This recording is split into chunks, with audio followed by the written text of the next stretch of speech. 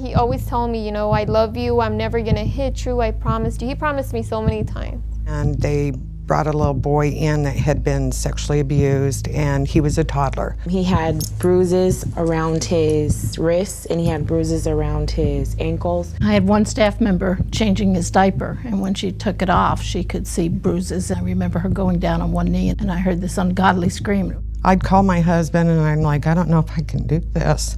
Our apartment was raided, and I was taken by CPS. She had just got there, very sweet little girl. Come to find out she was there because she had an STD.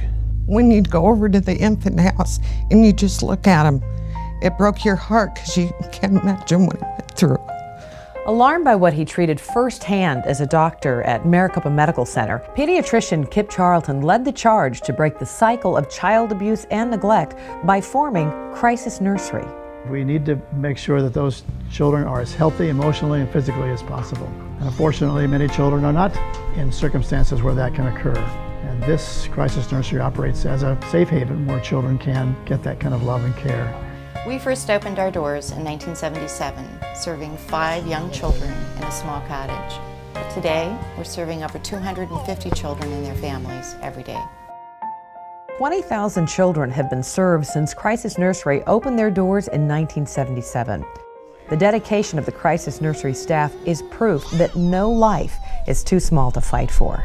Darlene, Janice, and Pat together have over 77 years of experience helping children at Crisis Nursery. I do remember a little girl that was 2 years old, and she was burned from her waist down in hot bath water.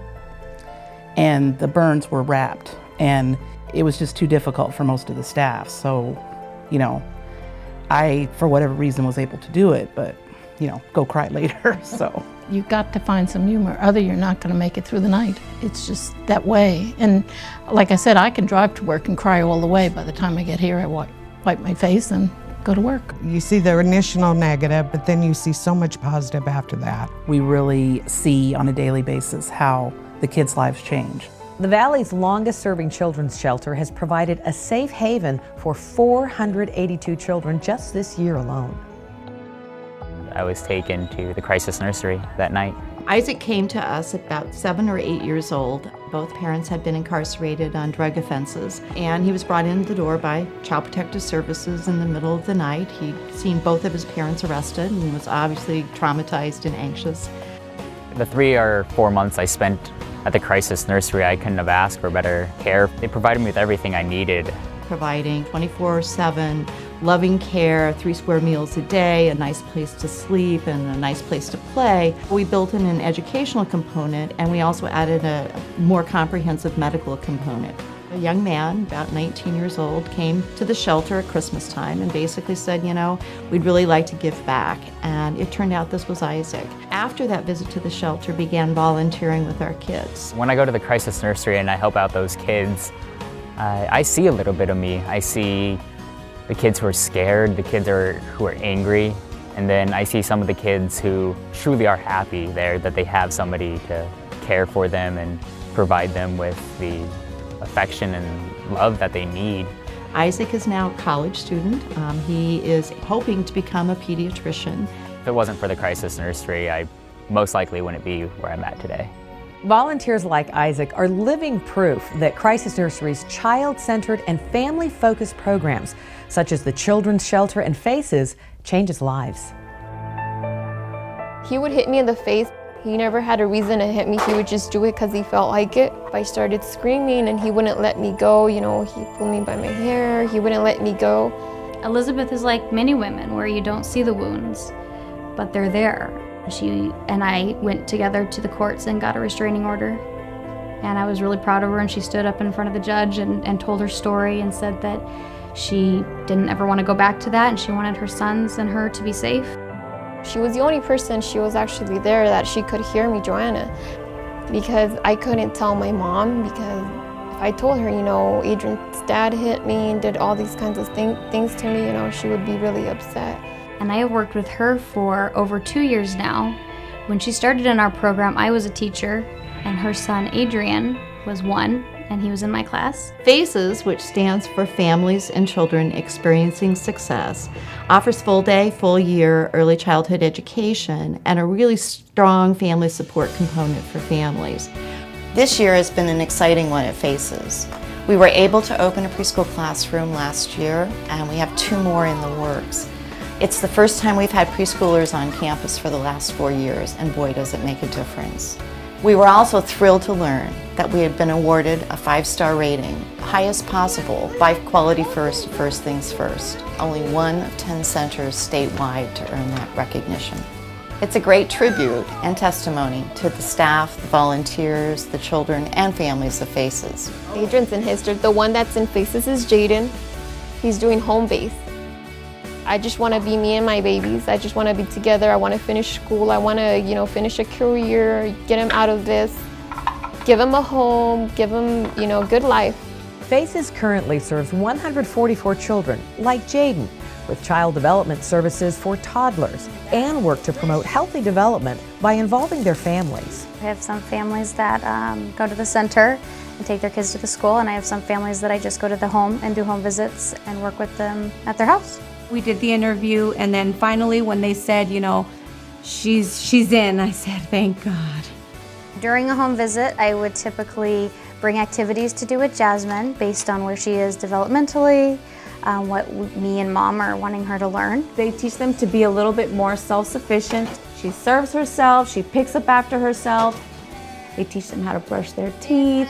That's like big, She loves to read. She absolutely loves to read.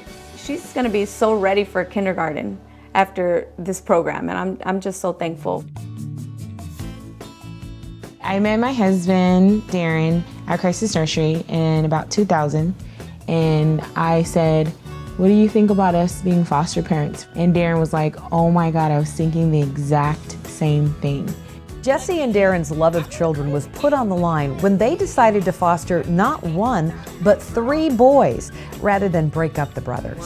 1, 2, 3. But the decision was one that just came naturally for a family with boundless love. It's not really us helping them, it's more of us helping each other, because they feel our hearts and we feel their hearts, so it's a give and take. You gotta love kids to do this job. You can't just do it if you don't love kids. Last year, Crisis Nursery's 60 foster families opened their hearts and their homes to 162 child victims of abuse and neglect.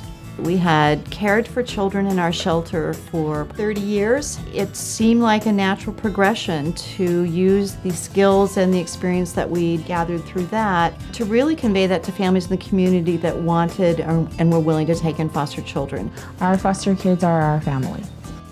And while our community's need for the kind of services Crisis Nursery has to offer continues to rise, costs are skyrocketing as well. Whether you donate your time, love, or money, Crisis Nursery needs your help. Please join us in our mission of breaking the cycle of child abuse and neglect. The job never ends. There will continue to be, in the predictable future, children who are mistreated. This is a safe haven for children, and I hope will continue to be for years to come. More than 40% of our funding comes from private sources, and that's individuals, that's congregations, that's civic groups, that's corporations and foundations. Without that, we could not provide the quality services that we do at Crisis Nursery, and we couldn't offer our services to families in the community that see a need themselves, as opposed to having to come through a state system or another referral system. Thank you for supporting Crisis Nursery, me and my 2 sons, Adrian and Jaden. It's been a big help. It makes me feel great. That's why I do this. Social work's not always easy. Those are the families that remind me why I do this every day. All these years later, people are so committed to helping the kids. I am very thankful, and if it weren't for you that donated to places like this, I wouldn't have been able to make my dreams come true. We've downsized in the infant house over at the shelter. We've downsized in some of our programs, and it's sad to watch us have to turn away families because of the economy. If you're kind to people, they will be kind back to you. I would just like to thank the Crisis Nursery for everything they've done for me. We can't do this alone. We need your help. Please give generously today.